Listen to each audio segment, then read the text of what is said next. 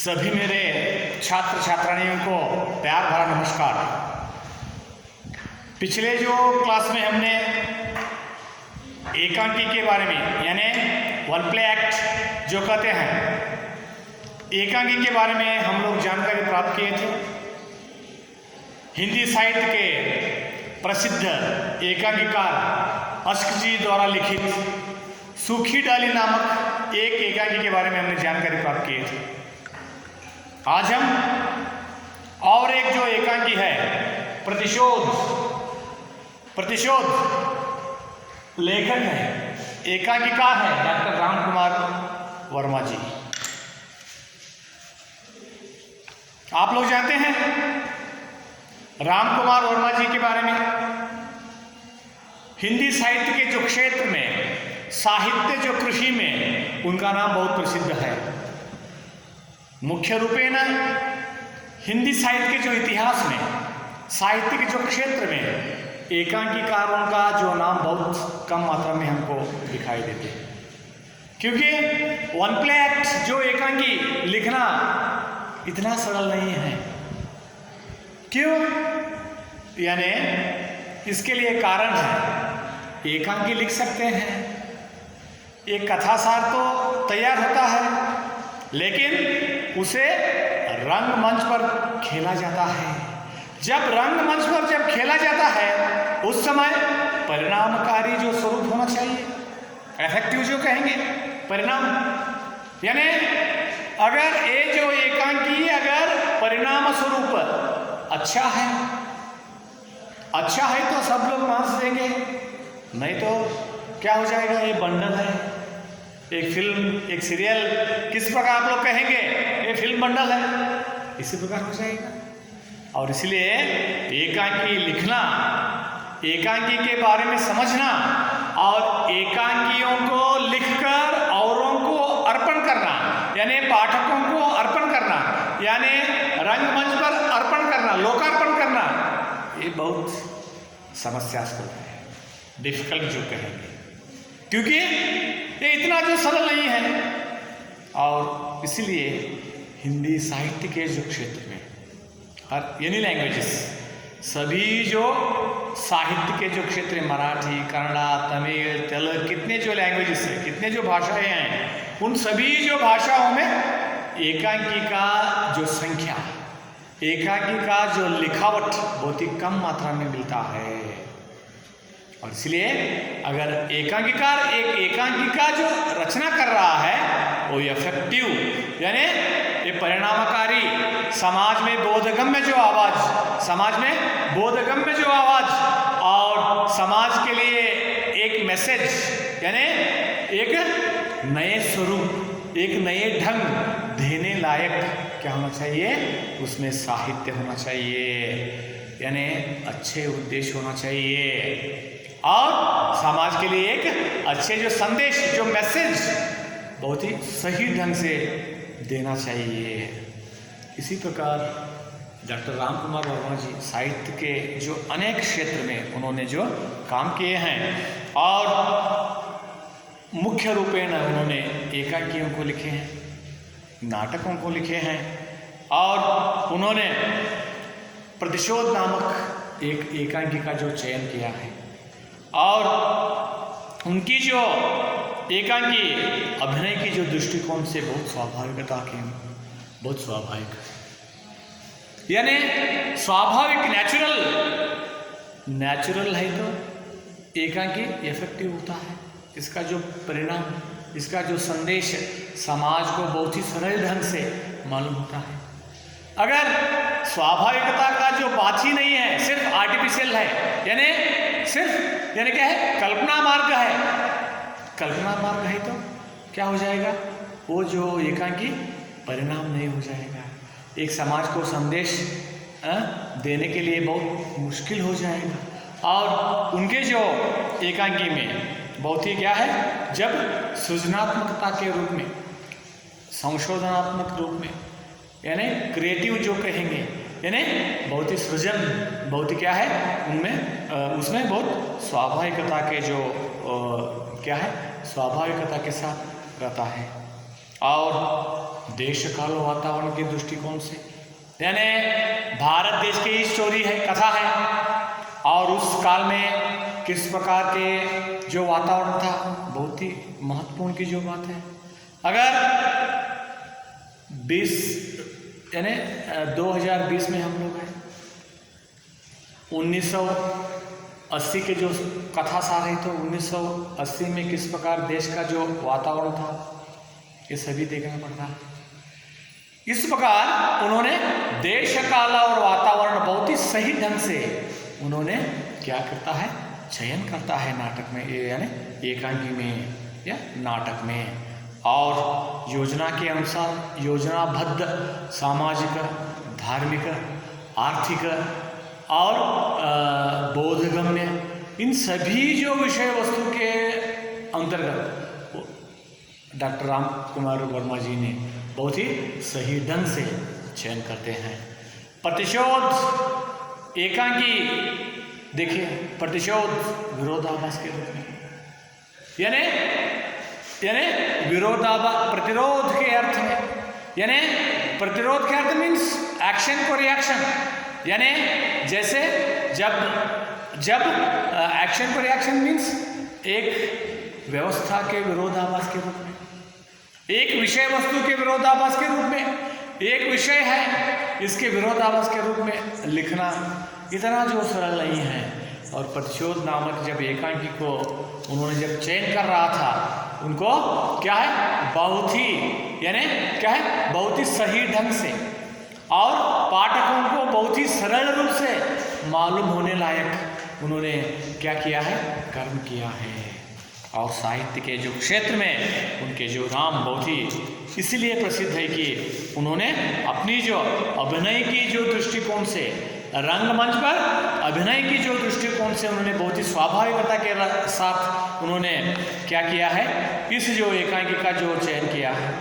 और आप लोग जानते हैं प्रतिशोध शब्द का जो अर्थ है प्रतिभास है, यानी जब इसके विरोधाभास है, यानी नेगेटिव जो रूल जो कहेंगे, यानी उसे कहेंगे प्रतिकूलता के विरोधाभास के रूप में, यानी प्रतिकूलता के जो विरोधाभास के रूप में वो कर्म करना ही प्रतिरोध या प्रतिशोध है। और प्रस्तुत जो प्रतिशोध जो नामक आप लोग जानते हैं, शीर्षक या हेडिंग से ही मालूम होता है, एक नेगेटिव शेड के, एक विरोधाभास के जब क्या है टाइटल से, यानी विरोधाभास के जब हेडिंग से, यानी इसके विरोधाभास के जो बोधगम्य आवाज से, इसमें क्या है, शीर्षक है। हेडिंग मीन्स शीर्षक, टाइटल मीन्स शीर्षक उसमें है, वही है प्रतिशोध। और उसमें भैरवी नामक एक पात्र है, श्रीधर नामक एक पात्र है, सुशीला नामक एक पात्र है, और बाकी जो अन्य जो बाकी जो दो जो पात्र हैं। और इधर भारवी नामक एक पात्र जो है, भारवी नाम आप लोग सुनते हैं, संस्कृत के एक महाकवि है। और श्रीधर जो है वो संस्कृत के महापंडित है और भारवी के जो पिता है। श्रीधर कौन है? भारवी के जो पिता है। और सुशीला भारवी की जो माता है। और भारती नामक एक विदुषी है और आभा नामक एक सेविका है। इस प्रकार कुल मिला के उसमें 5 जो पात्र हैं, भारवी, श्रीधर, सुशीला और भारती और अंतिम में आभा नामक, इस प्रकार 5 जो पात्र इसमें जो व्यक्त हुआ है। और पात्र के जो प्रतिकूल अगर हम लोग देखते हैं, जब संस्कृत के जो पंडित और संस्कृत के जो महाकवि भारवी का जब जीवन व्यापन इसमें व्यक्त हुआ है, और उधर गुरु और शिष्य के बीच में किस प्रकार का जो बांधव्य, जो संबंध, जो रिलेशनशिप कहेंगे, इसमें जो व्यक्त हुआ है। और राम कुमार वर्मा जी ने बहुत ही सही संकेत के साथ इन जो 5 जो पात्रों को चयन किया गया है और कथा वस्तु के दृष्टिकोण से और पात्र एवं चरित्र चित्रण के जो दृष्टिकोण से कथोपकथन यानी संवाद जो डायलॉग्स जो कहेंगे, इसके जो कथन से हमको यह पता चलता है कि किस प्रकार का जो उसमें भाव और सार व्यक्त हुआ है। और एक पौराणिक ऐतिहासिकता का जो कथा होने के नाते ये जो कथा को चयन करना इतना आसान या सरल की जो बात नहीं है। यानी पौराणिक और जो ऐतिहासिक जब नाटक या एकांकी को हम लोग प्रस्तुत करते हैं, अभिव्यंजना करते हैं, टू एक्सप्रेस यानी लेखक इधर व्यक्त करता है, उस समय अनेक जो समस्या का जो उनके सम्मुख आ जाता है, यानी प्रॉब्लम्स यानी समस्याएं उनके सम्मुख आ जाता है।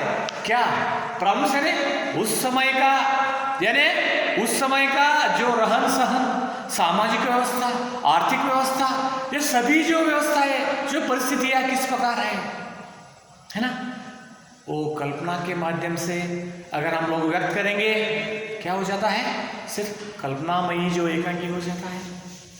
अगर यथार्थ या वास्तविकता का जो चित्रण के लिए एकांकीकार बहुत ही कोशिश करना पड़ता है। सृजनात्मकता के जो दृष्टिकोण से द क्रिएट द स्टोरी यानी create this the story means जब सृजनात्मकता के साथ व्यक्त करना बहुत ही समस्यास्पद होता है, लेकिन डॉक्टर रामकुमार वर्मा जी के लिए ये बहुत ही सरल है, क्योंकि उन्होंने अनेक जो बड़े बड़े जब नाटकों को लिखा है और एकांकी उसमें एक अंकन में लिखना उनके लिए बहुत ही सरल है। और इसीलिए उन्होंने जब एक पौराणिकता के जो कथासार को एकांकी के माध्यम से व्यक्त करने की जो कोशिश प्रतिशोध में उन्होंने किया है, और ये जो एकांकी जो है पढ़ने के लिए बहुत सरल है। और मैंने आपको बताया हूँ इसमें सिर्फ क्या है, सिर्फ 5 जो पात्र है, रोल है सिर्फ 5 है, जो मैंने फिर एक बार आपको बताऊंगा। भारवी नामक संस्कृत के महाकवि हैं, श्रीधर नामक एक जो पात्र है संस्कृत के जो महापंडित है और भारवी के जो पिता है, सुशीला भारवी की माता है, और भारती एक विदुषी है और आभा एक सेविका है। सिर्फ 5 जो पात्रों में प्रस्तुत जो एकांकी व्यक्त हुआ है, प्रस्तुत जो एकांकी क्या है, सिर्फ 5 पात्रों में सम्मिलित है।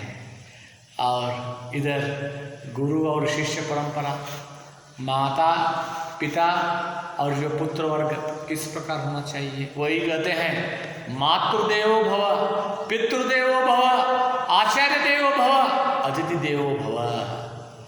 4 जो रोल है, 4 जो पात्र है समाज में, अपने जब संस्कृति, अपने जो संस्कार को बिंबित करता है। प्रस्तुत जो एकांकी में अहंकार की जो बात, अहम यानी अहम की जो बात है, अहंकारी जब आदमी ज्ञान से, ज्ञानार्जन से जब पंडित बन जाते हैं, लेखक बन जाते हैं, महाकवि बन जाते हैं, एक बेस्ट फिलॉसफर, तत्वज्ञानी बन जाते हैं, उस समय उनमें ईगो की जो बात, वही अहम की जो बात आ जाती है। प्रस्तुत जो एकांकी में अहंकार से युक्त मनुष्य हो या एक लेखक हो या एक पंडित हो, अहंकार से अगर उन्होंने अपने बड़प्पन के नाम से उन्होंने समाज में अगर मैं श्रेष्ठ हूँ, आप कनिष्ठ हैं, इस प्रकार की जब परिधि के साथ और उनके बारे में उनका जो सोच विचार उनके जो मन में है, तो इसका जो हालत, इसका जो नतीजा क्या होता है, प्रस्तुत जो एकांकी में डॉक्टर रामकुमार वर्मा जी ने व्यक्त किया है। यानी सब लोगों के लिए अपने अपने जब क्षेत्र में उन्होंने जो कर्म करते हैं, वो अगर कर्मचारी है, उन्होंने अपने जब काम में कार्योन्मुख है तो वो बहुत ही सही ढंग से, सरल रूप से उन्होंने ये जो काम करना चाहिए, अगर उन्होंने अगर अहम के साथ, ये बहुत सरल है, इसमें क्या है, ये बहुत मैं सरल रूप में करूँगा, वो मेरे लिए, मेरे लेवल, मेरे दर्जे से भी ये जो प्रश्न बहुत कम मात्रा में है, इस प्रकार का सोच विचार ये बहुत कनिष्ठ है। इस प्रकार अगर आदमी सोचता है तो आदमी कुएं में पड़ता है और आदमी को वैल्यू नहीं है, आदमी मूल्यहीन बन जाता है, समाज उनको ठुकराता है। और इसलिए अहमवादी बहुत डेंजरस है, ईगो की जो बात है वो बहुत डेंजरस है। और समाज के लिए क्या है, अहम और अहंकार की जो बात है, अहमवादी है, उनको सब लोग ठुकराते हैं, नेगलेक्ट करते हैं। प्रस्तुत जो एकांकी में यही जो भाव व्यक्त हुआ है, और इसलिए अहम को नाश करने के लिए, अहम को मिटाने के लिए क्या करना चाहिए, इसके लिए एक उपाय डॉक्टर राम कुमार वर्मा जी ने अपनी जो एकांकी में लिखा है। कृपया आप लोग क्या कीजिए, इस जो एकांकी को आप लोग पढ़िए घर में, और मैं आने वाली जो क्लास में, नेक्स्ट जो क्लास में, इसका जो सारांश, इसका जो संदेश मैं आपको बताऊंगा। क्योंकि अगर मैं सारांश बताऊंगा, आप ठीक तरह से पूर्ण रूपेण जो एकांकी को आप लोग पढ़ नहीं सकते। इसलिए प्रथम आप लोग क्या करना है, इस एकांकी को आज से आप लोग पढ़ने के लिए शुरू कीजिए।